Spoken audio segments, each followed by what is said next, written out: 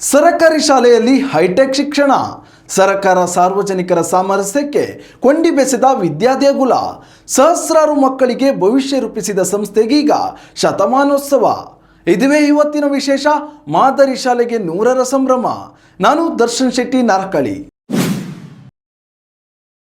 ಸರಕಾರಿ ಶಾಲೆಗಳಂದ್ರೆ ಸಾಕು, ಮೂಗು ಮುರಿಯೋರೇ ಹೆಚ್ಚು. ಮಕ್ಕಳನ್ನು ಸರಕಾರಿ ಶಾಲೆಗೆ ಕಳಿಸುವುದಕ್ಕೆ ಹಿಂದೆ ಮುಂದೆ ನೋಡ್ತಾರೆ. ಆದರೆ ಈ ಶಾಲೆ ಮಾತ್ರ ವಿಭಿನ್ನ. ಯಾಕೆಂದರೆ ಈ ಶಾಲೆಗೆ ಮಕ್ಕಳನ್ನು ಸೇರಿಸುವುದಕ್ಕೆ ಪೋಷಕರು ತುದಿಗಾಲಲ್ಲಿ ನಿಂತಿರ್ತಾರೆ. ಆಧುನೀಕರಣದ ಪರಾಟೆಯಲ್ಲಿ ಗುಣಮಟ್ಟದ ಶಿಕ್ಷಣವನ್ನು ನೀಡುವ ಮೂಲಕ ಕರ್ನಾಟಕದಲ್ಲಿಯೇ ಮಾದರಿ ಶಾಲೆಯಾಗಿ ಹೊರಹೊಮ್ಮಿದೆ. ಅಷ್ಟಕ್ಕೂ ಶತಮಾನದ ಸಂಭ್ರಮದಲ್ಲಿರುವ ಈ ಶಾಲೆಯ ವಿಶೇಷತೆ ಏನು ಅನ್ನೋದನ್ನು ನೀವೇ ನೋಡಿ. ಅದು 1920ರ ಕಾಲಘಟ್ಟ. ಭಾರತದಲ್ಲಿ ಬ್ರಿಟಿಷರ ಆಳ್ವಿಕೆಯ ಕಾಲವಿತ್ತು. ಇಂಥ ಹೊತ್ತಲ್ಲೇ ಉಡುಪಿ ಜಿಲ್ಲೆಯ ಚಿತ್ರಪಾಡಿಯಲ್ಲಿ ಸರ್ಕಾರಿ ಶಾಲೆಯೊಂದು ಆರಂಭಗೊಂಡಿತ್ತು. ಮೂಲ ಸೌಕರ್ಯಗಳ ಕೊರತೆಯ ನಡುವಲ್ಲೇ ಸಾವಿರಾರು ವಿದ್ಯಾರ್ಥಿಗಳು ಇಲ್ಲಿ ವಿದ್ಯಾರ್ಜನೆಯನ್ನು ಮಾಡಿದರು.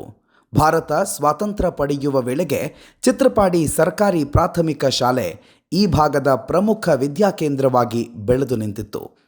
ಅಂದು ಮೂಲ ಸೌಕರ್ಯಗಳೇ ಇಲ್ಲದ ಶಾಲೆ ಇದೀಗ ಖಾಸಗಿ ಶಾಲೆಗಳಿಗೆ ಸಡ್ಡು ಹೊಡೆಯುವ ಮಟ್ಟಿಗೆ ತಲೆ ಎತ್ತಿ ನಿಂತಿದೆ. ಮಾತ್ರವಲ್ಲ, ಇಂದು ಚಿತ್ರಪಾಡಿ ಶಾಲೆ PM ಶ್ರೀ ಸರ್ಕಾರಿ ಹಿರಿಯ ಪ್ರಾಥಮಿಕ ಶಾಲೆಯಾಗಿ ಹೊರಹೊಮ್ಮಿದೆ. 100 ವರ್ಷಗಳ ಹಿಂದೆ ಆರಂಭಗೊಂಡ ಚಿತ್ರಪಾಡಿಯ ಈ ಸರ್ಕಾರಿ ಶಾಲೆ ಈಗ ಶತಮಾನೋತ್ಸವದ ಸಂಭ್ರಮದಲ್ಲಿದೆ. ನಮ್ಮ ಶಾಲೆಗೆ ಶತಮಾನೋತ್ಸವ ಸಂಭ್ರಮ ನಡೆಯುವಂಥದ್ದು. ಈ ಶತಮಾನಗಳ ಹೆಜ್ಜೆ ಗುರುತುಗಳನ್ನು ನೆನಪಾಗಿಸಿಟ್ಟುಕೊಳ್ಳಲು ನಾವೊಂದು ಅನೇಕ ಯೋಜನೆಗಳನ್ನು ಕೈಗೊಂಡಿದ್ದೇವೆ. ಖಾಸಗಿ ಶಿಕ್ಷಣ ಸಂಸ್ಥೆಗಳಿಂದಾಗಿ ಸರ್ಕಾರಿ ಶಾಲೆಗಳು ಮಕ್ಕಳ ಕೊರತೆ ಅನುಭವಿಸುವುದು ಸರ್ವೇ ಸಾಮಾನ್ಯ. ಆದರೆ ಚಿತ್ರಪಾಡಿಯ PM ಶ್ರೀ ಸರ್ಕಾರಿ ಪ್ರಾಥಮಿಕ ಶಾಲೆ ಮಾತ್ರ ವಿಭಿನ್ನ. ಸದ್ಯ ಶಾಲೆಯಲ್ಲಿ 500ಕ್ಕೂ ಅಧಿಕ ವಿದ್ಯಾರ್ಥಿಗಳು ವಿದ್ಯಾರ್ಜನೆ ಮಾಡ್ತಿದ್ದಾರೆ. ಕಳೆದ 1 ದಶಕಗಳ ಹಿಂದೆ ಕನ್ನಡ ಮಾಧ್ಯಮ ಶಾಲೆಯಾಗಿದ್ದ ಚಿತ್ರಪಾಡಿ ಶಾಲೆ ಇದೀಗ ಆಂಗ್ಲ ಮಾಧ್ಯಮ ಶಿಕ್ಷಣವನ್ನೂ ಮಕ್ಕಳಿಗೆ ಬೋಧಿಸುತ್ತಿದೆ. 9 ವರ್ಷಗಳ ಹಿಂದೆ ಶಾಲೆಯಲ್ಲಿ ಆಂಗ್ಲ ಮಾಧ್ಯಮ ಶಿಕ್ಷಣವನ್ನು ಆರಂಭಿಸಲಾಗಿದ್ದು ಇದೀಗ LKG, UKG ಶಿಕ್ಷಣವನ್ನು ನೀಡಲಾಗ್ತದೆ. ಈ ಶಾಲೆಯಲ್ಲಿ ಒಟ್ಟಿಗೆ LKG, ಅಂಗನವಾಡಿ ಹಾಗೆ 1ರಿಂದ 7ನೇ ತರಗತಿಯಲ್ಲಿ ದ್ವಿಭಾಷಾ ಆಂಗ್ಲ ಮಾಧ್ಯಮ ಪದ್ಧತಿ ನಮ್ಮ ಶಾಲೆಯಲ್ಲಿದೆ. ಈ ಶಾಲೆಯಲ್ಲಿ ಒಟ್ಟಿಗೆ ಅಂಗನವಾಡಿಯಿಂದ ಹಿಡಿದು 7ನೇ ತರಗತಿ ತನಕ 460 ಮಕ್ಕಳು ವಿದ್ಯಾಭ್ಯಾಸವನ್ನು ಮಾಡುತ್ತಿದ್ದಾರೆ. 1ರಿಂದ 7ನೇ ತರಗತಿಯವರೆಗೆ ಕನ್ನಡ ಮಾಧ್ಯಮ ಮತ್ತು ಆಂಗ್ಲ ಮಾಧ್ಯಮ ಶಿಕ್ಷಣವನ್ನು ಗ್ರಾಮೀಣ ಭಾಗದ ಮಕ್ಕಳಿಗೆ ಬೋಧಿಸಲಾಗುತ್ತಿದೆ. ಅಷ್ಟೇ ಅಲ್ಲದೆ ಅಂಗನವಾಡಿ ಕೇಂದ್ರದ ಜೊತೆಗೆ LKG, UKG ಶಿಕ್ಷಣದ ಸೌಲಭ್ಯವನ್ನು ಒದಗಿಸಲಾಗಿದೆ. ಉಡುಪಿ ಜಿಲ್ಲೆಯ ಸಾಲಿಗ್ರಾಮ ಪಟ್ಟಣ ಪಂಚಾಯತ್ ವ್ಯಾಪ್ತಿಯಲ್ಲಿರುವ ಈ ಸರ್ಕಾರಿ ಶಾಲೆ ಜಿಲ್ಲೆಯ ಪ್ರಮುಖ ವಿದ್ಯಾಕೇಂದ್ರವಾಗಿ ಬೆಳೆದು ನಿಂತಿದೆ. ಕಳೆದ ವರ್ಷದಿಂದ ಸರ್ಕಾರಿ ಹಿರಿಯ ಪ್ರಾಥಮಿಕ ಶಾಲೆಯಾಗಿದ್ದ ಚಿತ್ರಪಾಡಿಯ ಈ ಶಾಲೆ PM ಶ್ರೀ ಸರ್ಕಾರಿ ಪ್ರಾಥಮಿಕ ಶಾಲೆಯಾಗಿ ಬದಲಾಗಿದೆ. ಉಡುಪಿ ಜಿಲ್ಲೆಯ 4 ಶಾಲೆಗಳನ್ನು PM ಶ್ರೀ ವ್ಯಾಪ್ತಿಗೆ ಒಳಪಡಿಸಲಾಗಿದೆ. ಇದರಲ್ಲಿ ಚಿತ್ರಪಾಡಿ ಶಾಲೆ ಕೂಡ ಒಂದು ಅನ್ನೋದು ಹೆಮ್ಮೆಯ ಸಂಗತಿ. ಕರ್ನಾಟಕ ರಾಜ್ಯದಲ್ಲಿರುವ ಅದೆಷ್ಟೋ ಸರ್ಕಾರಿ ಶಾಲೆಗಳು ಮೂಲ ಸೌಕರ್ಯದ ಕೊರತೆಯನ್ನು ಎದುರಿಸುತ್ತಿವೆ. ಆದರೆ ಚಿತ್ರಪಾಡಿಯ PM ಶ್ರೀ ಶಾಲೆಯಲ್ಲಿ ಮೂಲ ಸೌಕರ್ಯಗಳಿಗೆ ಕೊರತೆಯೇ ಇಲ್ಲ. ಶಾಲೆಯು ಸುಸಜ್ಜಿತ ಕಟ್ಟಡವನ್ನು ಒಳಗೊಂಡಿದ್ದು ಗ್ರಂಥಾಲಯ, ಆಧುನಿಕ ಅಡುಗೆ ಮನೆ, ಭೋಜನಾಲಯ ನಿರ್ಮಾಣವಾಗ್ತಿದೆ. ಒಂದು ಸರ್ಕಾರಿ ಶಾಲೆಗೆ ಉತ್ತಮವಾದಂಥ ಕಟ್ಟಡಗಳು, ಸುಸಜ್ಜಿತವಾದಂಥ ಅಡಿಗೆ ಕರಣೆ ಕೂಡ ತಯಾರಾಗ್ತಾ ಇದೆ. ಊಟದ ಹಾಲ್ ಕೂಡ ತಯಾರಾಗ್ತಾ ಇದೆ. ಚಿತ್ರಪಾಡಿ ಶಾಲೆಯಲ್ಲಿ ಅಡುಗೆ ಮಾಡೋದಕ್ಕೆ ಸರಿಯಾದ ವ್ಯವಸ್ಥೆ ಇರಲಿಲ್ಲ. ತಾತ್ಕಾಲಿಕ ಕೋಣೆಯಲ್ಲಿ ಅಡುಗೆ ಮಾಡಲಾಗ್ತಿತ್ತು. ಅಲ್ಲದೆ ಶಾಲೆಯ ಮಕ್ಕಳು ವರಾಂಡದಲ್ಲಿ ಕುಳಿತು ಭೋಜನ ಮಾಡ್ತಾ ಇದ್ರು. ಇದರಿಂದಾಗಿ ಮಕ್ಕಳ ಆರೋಗ್ಯದ ಮೇಲೆ ಪರಿಣಾಮ ಬೀರೋದನ್ನು ಮನಗಂಡ ದಾನಿಯೋರ್ವರು ಲಕ್ಷಾಂತರ ರೂಪಾಯಿ ವ್ಯಯಿಸಿ ಶಾಲೆಗೆ ಸುಸಜ್ಜಿತ ಭೋಜನಾಲಯವನ್ನು ನಿರ್ಮಿಸಿ ಕೊಡ್ತಿದ್ದಾರೆ. ಪ್ರಸ್ತುತ ನಮ್ಮ ಶಾಲೆಯಲ್ಲಿ ಒಂದು 460 ಮಕ್ಕಳು ವಿದ್ಯಾಭ್ಯಾಸವನ್ನು ಮಾಡುತ್ತಿದ್ದಾರೆ.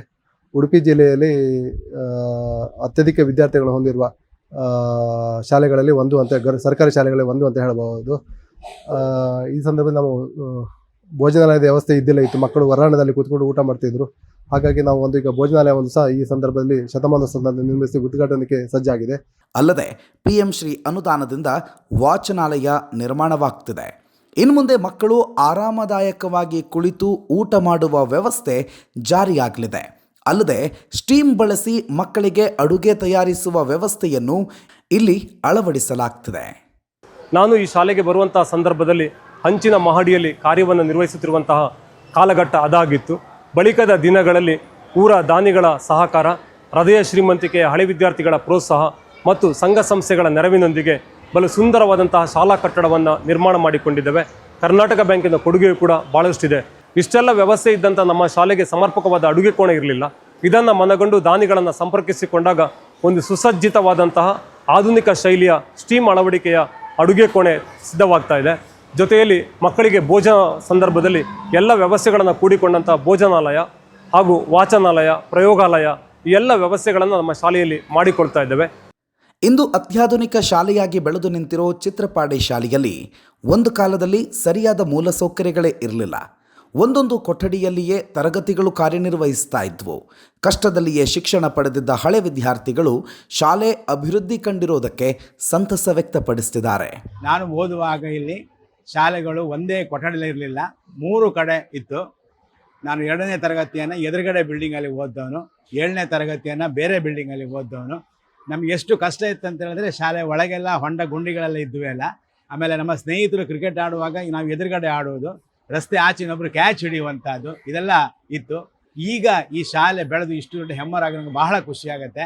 ನನಗೆ ಯಾಕೆ ಈ ಶಾಲೆ ಮುಖ್ಯವಾಗುತ್ತೆ ಅಂತ ಹೇಳಿದ್ರೆ, ನನ್ನನ್ನು ಒಂದು ಈ ಸ್ಥಿತಿಗೆ ತಂದಿರೋದು ಈ ಶಾಲೆ. ನನಗೆ ಎಲ್ಲ ರೀತಿಯಲ್ಲಿ ಓದಲು ಬರಲು ಹೇಳಿಕೊಟ್ಟಿರೋದು ಈ ಶಾಲೆ. ನಾನು ಮಾತ್ರ ಅಲ್ಲ, ನನ್ನ ತಂಗಿ ಮತ್ತು ಅಣ್ಣ ಕೂಡ ಈ ಶಾಲೆಯಲ್ಲಿ ಓದ್ದವರು. ನನ್ನ ಅಮ್ಮ ಕೂಡ ಇದೇ ಶಾಲೆಯಲ್ಲಿ ಓದ್ದವರು. ನನ್ನ ಅಮ್ಮನ ತಂದೆ ಕೂಡ ಇದೇ ಶಾಲೆಯಲ್ಲಿ ಓದ್ದವರು. ನನಗೆ ಬಹಳ ಹೆಮ್ಮೆ ಅನಿಸುತ್ತೆ. ಇಂದು ಮಕ್ಕಳಿಂದ ತುಂಬಿ ತುಳುಕುತ್ತಿರುವ ಚಿತ್ರಪಾಡಿ ಶಾಲೆ ಒಂದು ಕಾಲದಲ್ಲಿ ಮಕ್ಕಳ ಕೊರತೆಯನ್ನು ಎದುರಿಸಿತ್ತು. ಆ ಸಂದರ್ಭದಲ್ಲಿ ಶಾಲೆಯಲ್ಲಿ ಮಕ್ಕಳ ಸಂಖ್ಯೆ ಹೆಚ್ಚಿಸೋದಕ್ಕೆ ಶಾಲಾಭಿವೃದ್ಧಿ ಸಮಿತಿ, ಪೋಷಕರು ಮತ್ತು ಊರವರು ಶಾಲೆಯ ಶಿಕ್ಷಕರ ನೆರವಿಗೆ ನಿಂತರು. ಸಾಲಿಗ್ರಾಮ, ಚಿತ್ರಪಾಡಿ, ಕಾರ್ಕಡ, ಕೋಟ ಮಾತ್ರವಲ್ಲದೆ ಹೊರ ಗ್ರಾಮಗಳಿಂದಲೂ ಮಕ್ಕಳನ್ನು ಚಿತ್ರಪಾಡಿ ಶಾಲೆಯತ್ತ ಸೆಳೆಯುವ ಕಾರ್ಯ ಮಾಡಿದರು.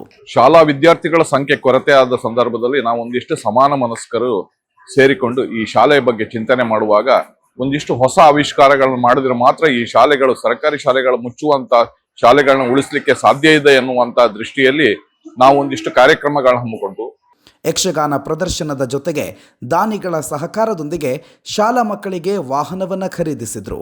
ಇಂದು ಶಾಲೆಯಲ್ಲಿ ಒಟ್ಟು 4 ವಾಹನಗಳು ಮಕ್ಕಳನ್ನು ಶಾಲೆಗೆ ಕರೆತರುವ ಮತ್ತು ಸುರಕ್ಷಿತವಾಗಿ ಮನೆಗೆ ತಲುಪಿಸುವ ಕಾರ್ಯ ಮಾಡ್ತಿವೆ. ಶಾಲಾ ವಾಹನವನ್ನ ನಾವು ಪ್ರಾರಂಭ ಮಾಡುವಾಗ ನಮ್ಮ ಬೆಳಕು ಮನೆಯವರ ಸಹಕಾರದೊಂದಿಗೆ ಈ ವಾಹನವನ್ನ ಪ್ರಥಮವಾಗಿ ಪ್ರಾರಂಭಿಸಿತು.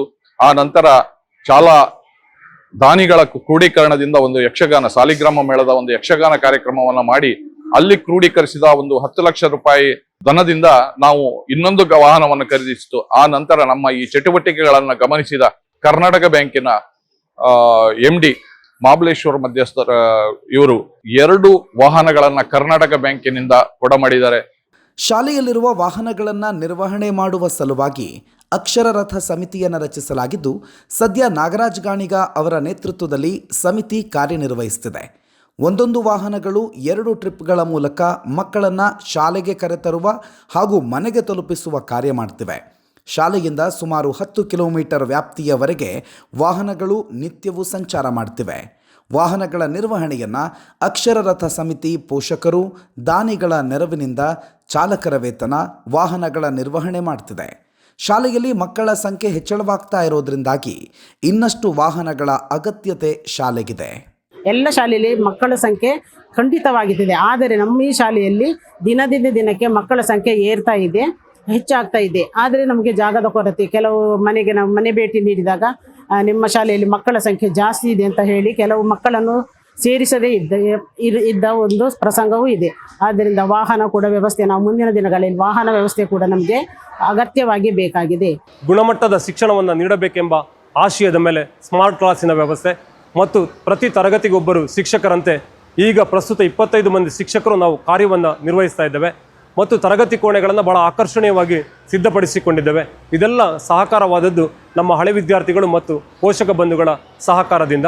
ಶಾಲಾಭಿವೃದ್ಧಿ ಸಮಿತಿ, ಅಕ್ಷರ ರಥ ಸಮಿತಿ, ಹಳೆ ವಿದ್ಯಾರ್ಥಿಗಳು, ವಿದ್ಯಾರ್ಥಿ ಪೋಷಕರು, ಶಿಕ್ಷಕರು, ದಾನಿಗಳು, ಸಾರ್ವಜನಿಕರು, ಜನಪ್ರತಿನಿಧಿಗಳು, ಸರ್ಕಾರಗಳ ಸಹಕಾರದಿಂದ ಚಿತ್ರಪಾಡಿ ಶಾಲೆ ಸರ್ವ ರೀತಿಯಲ್ಲೂ ಅಭಿವೃದ್ಧಿ ಕಾಣುತ್ತಿದೆ. ಶಾಲಾಭಿವೃದ್ಧಿ ಸಮಿತಿಯು ಶಿಕ್ಷಕರಿಗೆ ಸಕಲ ರೀತಿಯಲ್ಲಿಯೂ ನೆರವಿಗೆ ಹಸ್ತ ಚಾಚಿದೆ. ನಮ್ಮ ಶಾಲೆ ಮೊದಲು ಏನೂ ಇರಲಿಲ್ಲ, ಈಗ ಶಾಲೆ ಅಭಿವೃದ್ಧಿ ಆಗ್ತಾ ಸಾಗ್ತಾ ಇದೆ ಮತ್ತು ಇನ್ನೂ ಹೆಚ್ಚಿನ ಅಭಿವೃದ್ಧಿ ಸಾಗಲೇಬೇಕು. ಈ ಶಾಲೆಯನ್ನು ಇನ್ನೂ ಹೆಚ್ಚಿನ ಅಭಿವೃದ್ಧಿ ಪಡಿಸಬೇಕಂತ ನನ್ನ ಕನಸು. ಸರ್ಕಾರಿ ಶಾಲೆಯನ್ನು ಉಳಿಸುವಲ್ಲಿ ಸಾರ್ವಜನಿಕರು ಸಹಕರಿಸಿದಲ್ಲಿ ಖಂಡಿತವಾಗಿಯೂ ಸಾಧ್ಯ ಎನ್ನುವುದಕ್ಕೆ ನಮ್ಮ ಶಾಲೆ ಸಾಕ್ಷಿಯಾಗಿದೆ. ಶಾಲೆಯಲ್ಲಿ ಎಲ್ಲ ಸೌಲಭ್ಯಗಳಿದ್ದರೂ ಕೂಡ ಶಾಲಾ ಮಕ್ಕಳಿಗೆ ಸುಸಜ್ಜಿತವಾದ ಆಟದ ಮೈದಾನವಿಲ್ಲ. ಇಷ್ಟು ವರ್ಷಗಳ ಕಾಲ ಖಾಸಗಿ ಜಮೀನಿನಲ್ಲಿಯೇ ಮಕ್ಕಳು ಆಟ ಆಡ್ತಾ ಇದ್ರು. ಶಾಲೆಗೆ ಒಂದು ಆಟದ ಮೈದಾನ ನಿರ್ಮಾಣ ಮಾಡುವಂತೆ ಸರ್ಕಾರಕ್ಕೆ ಹಲವು ಬಾರಿ ಮನವಿ ಮಾಡಿದ್ರೂ ಪ್ರಯೋಜನವಾಗಿಲ್ಲ. ಚಟುವಟಿಕೆಗಳನ್ನು ನಡೆಸಲಿಕ್ಕೆ ಕ್ರೀಡಾಂಗಣದ ಕೊರತೆ ಇರುವಾಗ ಒಂದಿಷ್ಟು ಸಮಾನ ಮನಸ್ಕರು ಸೇರಿ ಇವಾಗ ಶಾಲೆಯ ಬಳಿಯಲ್ಲೇ ಇರುವಂತ ಒಂದು ಭೂಮಿಯನ್ನ ಖರೀದಿ ಮಾಡಬೇಕು ಅಂತ ಪ್ರಯತ್ನ ಮಾಡ್ತಾ ಇದ್ದೇವೆ. ಅದಕ್ಕೆ ಸುಮಾರು 2 ಕೋಟಿಗೂ ಮಿಕ್ಕಿ ಅನುದಾನವನ್ನ ಕ್ರೋಢೀಕರಿಸಬೇಕಾಗಿದೆ. ಈ ಶತಮಾನೋತ್ಸವ ನಡೆಯುವಂತ ಈ ಶುಭ ಸಂದರ್ಭದಲ್ಲಿ ನಾವು ಈ ಖರೀದಿಗೆ ದಿನ ಇಟ್ಟರೆ ಅಥವಾ ಹಳೆ ವಿದ್ಯಾರ್ಥಿಗಳು, ಪೋಷಕರು, ವಿದ್ಯಾಭಿಮಾನಿಗಳನ್ನ ಕ್ರೋಢೀಕರಿಸಿಕೊಂಡು ಈ ಪ್ರಯತ್ನವನ್ನ ಪಟ್ರೆ ನಾವು ಯಶಸ್ವಿ ಆಗ್ತೇವೆ ಅಂತ ಪ್ರಯತ್ನ ಪಡ್ತಾ ಇದ್ದೇವೆ. ಇದೀಗ ದಾನಿಗಳ ನೆರವಿನಿಂದ ಸುಮಾರು 1.5 ಕೋಟಿ ರೂಪಾಯಿ ವೆಚ್ಚದಲ್ಲಿ ಆಟದ ಮೈದಾನಕ್ಕಾಗಿ ಶತಮಾನೋತ್ಸವ ಸಮಿತಿ, ಶಾಲಾಭಿವೃದ್ಧಿ ಸಮಿತಿ, ಅಕ್ಷರರಥ ಸಮಿತಿ, ವಿದ್ಯಾರ್ಥಿ ಪೋಷಕರು, ಹಳೆ ವಿದ್ಯಾರ್ಥಿಗಳು ದಾನಿಗಳ ನೆರವಿನಿಂದ ಖಾಸಗಿ ಜಮೀನು ಖರೀದಿಸುವ ಸಂಕಲ್ಪ ಮಾಡಿದ್ದಾರೆ. ಬಂಧುಗಳೇ, ನಮ್ಮ ಶಾಲೆಯಲ್ಲಿ ಭಾಳಷ್ಟು ವ್ಯವಸ್ಥೆಗಳಿದ್ದರೂ ಕೂಡ ಒಂದು ಆಟದ ಮೈದಾನದ ಕೊರತೆ ನಮ್ಮನ್ನು ಕಾಡ್ತಾ ಇತ್ತು. ಈಗಾಗಲೇ ನಮ್ಮ ವಿದ್ಯಾರ್ಥಿಗಳು ವಿಭಾಗೀಯ ಮಟ್ಟ, ರಾಜ್ಯ ಮಟ್ಟಕ್ಕೆ ನಿರಂತರವಾಗಿ ಕ್ರೀಡಾ ಜಗತ್ತಿನಲ್ಲಿ ಪರಿಚಯಿಸಿಕೊಂಡಿದ್ದಾರೆ. ಕ್ರೀಡಾಂಗಣ, ಸಮರ್ಪಕವಾದ ಕ್ರೀಡಾಂಗಣ ಇದ್ದಲ್ಲಿ ಮುಂದೆ ಅವರ ಕ್ರೀಡಾ ಪ್ರತಿಭೆ ಇನ್ನಷ್ಟು ಬೆಳಗುವುದಕ್ಕೆ ಸಾಧ್ಯ ಎಂಬುದನ್ನು ಮನ ಮಾಡಿದಂತಹ ಶತಮಾನೋತ್ಸವ ಸಮಿತಿ, ಶಾಲಾಭಿವೃದ್ಧಿ ಸಮಿತಿ, ಊರ ಪೋಷಕರು, ಹಳೆ ವಿದ್ಯಾರ್ಥಿಗಳು, ದಾನಿಗಳೆಲ್ಲ ಜೊತೆಯಾಗಿ ಶಾಲೆಯ ಸನಿಹದಲ್ಲಿರುವಂಥ ಒಂದು ಕ್ರೀಡಾಂಗಣವನ್ನು ಖರೀದಿ ಮಾಡುವಂತಹ ಮನಸ್ಸು ಮಾಡಿದ್ದಾರೆ. ಶಾಲೆ ಅಭಿವೃದ್ಧಿ ಆದರೆ ಊರು ಅಭಿವೃದ್ಧಿ ಆಗುತ್ತೆ, ಊರು ಅಭಿವೃದ್ಧಿ ಆದರೆ ದೇಶವೇ ಪ್ರಗತಿ ಕಾಣುತ್ತೆ ಅನ್ನೋ ಮಾತಿದೆ. ಈ ನಿಟ್ಟಿನಲ್ಲಿ ಚಿತ್ರಪಾಡಿ ಶಾಲೆ ದೇಶ ನಿರ್ಮಾಣದ ಕಾರ್ಯ ಮಾಡ್ತಿದೆ. ಶಾಲೆಯಲ್ಲಿರುವ ಶಿಕ್ಷಕರು ಶಾಲೆಯ ಅಭಿವೃದ್ಧಿಗಾಗಿ ಅವಿರತ ಶ್ರಮಿಸುತ್ತಿದ್ದಾರೆ. ನಮ್ಮ ಶಾಲೆಯಲ್ಲಿ ಖಾಸಗಿ ಶಾಲೆ ಶಿಕ್ಷಣಕ್ಕೆ ಎಷ್ಟು ಸಮಾನವಾಗಿ ಒತ್ತು ಕೊಡಬೇಕೋ ಆ ಮಟ್ಟದಲ್ಲಿ ನಮ್ಮ ಶಿಕ್ಷಕರು ತೊಡಗಿಸಿಕೊಂಡಿದ್ದಾರೆ. ಶಿಕ್ಷಕರು ಬೆಳಿಗ್ಗೆ ಶಾಲೆ ಪ್ರಾರಂಭ ಆಗುವುದಕ್ಕಿಂತ 1-1.5 ಗಂಟೆಗಿಂತ ಮುಂಚೆನೆ ನಮ್ಮ ಶಾಲೆಯಲ್ಲಿ ಇರ್ತಾರೆ. ಶಾಲೆ ಮುಗಿದ್ರ ಮೇಲೆ ಕೂಡ 1 ಗಂಟೆಯ ಮೇಲೆ ತರಳುವಂತ ಒಂದು ವ್ಯವಸ್ಥೆಯನ್ನ ಮಾಡಿಕೊಂಡಿದ್ದಾರೆ. ಆದ್ರಿಂದ ಅವರ ಈ ಸೇವೆಯನ್ನ ನಾನು ಒಬ್ಬ ಊರಿನ ನಾಗರಿಕನಾಗಿ, ಶಿಕ್ಷಣ ಸಂಸ್ಥೆಯಲ್ಲಿ ದುಡಿಯುವವನಾಗಿ ನಾನು ಅವರನ್ನ ನಿಜವಾಗ್ಲೂ ಅಭಿನಂದಿಸಿಕೊಳ್ತಾ ಇದ್ದೇನೆ. ಶಾಲೆಯ ಅಭಿವೃದ್ಧಿಯಲ್ಲಿ ಹಳೆ ವಿದ್ಯಾರ್ಥಿಗಳ ಪಾತ್ರ ಮಹತ್ತರವಾದುದು. ಹೀಗಾಗಿ ಶಾಲಾ ಶತಮಾನೋತ್ಸವ ಕಾರ್ಯಕ್ರಮದಲ್ಲಿ ಹಳೆ ವಿದ್ಯಾರ್ಥಿಗಳು ಹೆಚ್ಚಿನ ಸಂಖ್ಯೆಯಲ್ಲಿ ಪಾಲ್ಗೊಳ್ಳುವಂತೆ ಶಿಕ್ಷಕರು ಮನವಿ ಮಾಡಿದ್ದಾರೆ. ಎಲ್ಲ ಹಳೆ ವಿದ್ಯಾರ್ಥಿಗಳಲ್ಲಿ ಶಾಲೆಯ ಶಿಕ್ಷಕನಾಗಿ ನನ್ನದೊಂದು ಪ್ರೀತಿಯ ಕೋರಿಕೆ, ನೀವೆಲ್ಲ ನಮ್ಮ ಜೊತೆಗಿರ್ತೀರಿ. ಶತಮಾನೋತ್ಸವದ ಸಂದರ್ಭದಲ್ಲಿ ನಿಮ್ಮೆಲ್ಲರನ್ನ ಕಣ್ತುಂಬಿಸಿಕೊಳ್ಳಬೇಕೆಂಬ ಆಶಯದ ಮೇಲೆ ಶನಿವಾರ ಮತ್ತು ಭಾನುವಾರ ಜನವರಿ ತಿಂಗಳ 3 ಮತ್ತು 4ನೇ ತಾರೀಕು ಶತಮಾನೋತ್ಸವ ಸಮಾರಂಭವನ್ನು ಹಮ್ಮಿಕೊಂಡಿದ್ದೇವೆ. ನಿಮ್ಮೆಲ್ಲರಲ್ಲೂ ಶಾಲೆಯ ಪರವಾಗಿ ಒಂದು ಕೋರಿಕೆ, ದಯವಿಟ್ಟು ನಿಮ್ಮದೇ ಶಾಲೆ, ನಿಮ್ಮೂರಿನ ಶಾಲೆ, ನಿಮ್ಮೂರಿನಲ್ಲಿ ದಿನೇ ದಿನೇ ಬೆಳಗುತ್ತಿರುವ ವಿದ್ಯಾಸಂಸ್ಥೆಯ ಈ ಕಾರ್ಯಕ್ರಮದಲ್ಲಿ ನೀವೆಲ್ಲರೂ ಭಾಗಿಗಳಾಗಲೇಬೇಕು. ನನಗೆ ಆ ಕೆಲಸ ಇದೆ, ನನಗೆ ಈ ಕೆಲಸ ಇದೆ ಎನ್ನುವಂಥ ಯಾವುದೇ ರೀತಿಯ ಮಾತುಗಳನ್ನಾಡದೆ 2 ದಿನಗಳ ಕಾಲ ಈ ಶಾಲೆಯ ಉಳಿವಿಗಾಗಿ ನೀವೆಲ್ಲ ನಮ್ಮ ಜೊತೆಗೆ ಇರಬೇಕು. 5,000ಕ್ಕೂ ಅಧಿಕ ವಿದ್ಯಾರ್ಥಿಗಳ ಭವಿಷ್ಯ ರೂಪಿಸಿದ್ದ ಚಿತ್ರಪಾಡಿಯ ಶಾಲೆ ದೇಶಕ್ಕೆ ವಿಜ್ಞಾನಿಗಳನ್ನು, ವೈದ್ಯರನ್ನು, ಇಂಜಿನಿಯರ್, ಕ್ರೀಡಾಪಟುಗಳನ್ನು, ಶಿಕ್ಷಕರನ್ನು, ವಕೀಲರನ್ನು ಕೊಡುಗೆಯಾಗಿ ನೀಡಿದೆ. ಇದೀಗ ಶಾಲೆ ಶತಮಾನೋತ್ಸವದ ಸಂಭ್ರಮದಲ್ಲಿದ್ದು ಜನವರಿ 3 ಮತ್ತು 4ರಂದು ಶಾಲೆಯಲ್ಲಿ ಅದ್ಧೂರಿ ಶತಮಾನೋತ್ಸವ ಕಾರ್ಯಕ್ರಮ ನೆರವೇರಲಿದೆ. ಇದೇ ಹೊತ್ತಲ್ಲೇ ಹಳೆ ವಿದ್ಯಾರ್ಥಿಗಳನ್ನು ಒಗ್ಗೂಡಿಸುವ ಸಂಕಲ್ಪ ಮಾಡಲಾಗಿದೆ. ಆದರೆ ಶತಮಾನೋತ್ಸವದ ಹೊತ್ತಲ್ಲಿ ಶಾಲೆಯೊಂದು ಆಟದ ಮೈದಾನ ನಿರ್ಮಾಣಕ್ಕೆ ಪಣ ತೊಟ್ಟಿದೆ. ದಾನಿಗಳು, ಹಳೆ ವಿದ್ಯಾರ್ಥಿಗಳು, ಸಾರ್ವಜನಿಕರು, ಜನಪ್ರತಿನಿಧಿಗಳು ಕೈ ಜೋಡಿಸಿದರೆ ಆಟದ ಮೈದಾನದ ನಿರ್ಮಾಣ ಕಾರ್ಯ ಕಷ್ಟವೇನಲ್ಲ. ಕರ್ನಾಟಕದಲ್ಲಿಯೇ ಚಿತ್ರಪಾಡಿಯ PM ಶ್ರೀ ಸರ್ಕಾರಿ ಪ್ರಾಥಮಿಕ ಶಾಲೆ ಮಾದರಿ ಶಾಲೆಯಾಗಿ ಹೊರಹೊಮ್ಮಿದೆ.